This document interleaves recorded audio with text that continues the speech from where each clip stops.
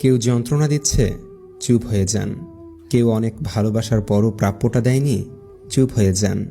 কোনো মানুষ অনেক অপমান করছে, চুপ হয়ে যান। কেউ ঠকিয়েছে, চুপ হয়ে যান।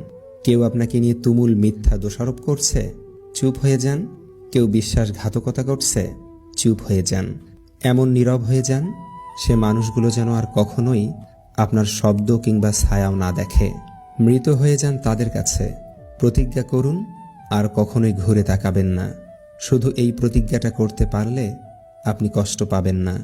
এই যে নীরবতা আপনাকে দম বন্ধ করা আর্তনাদ দিবে, কিন্তু অপর পক্ষকে দিবে আফসোস।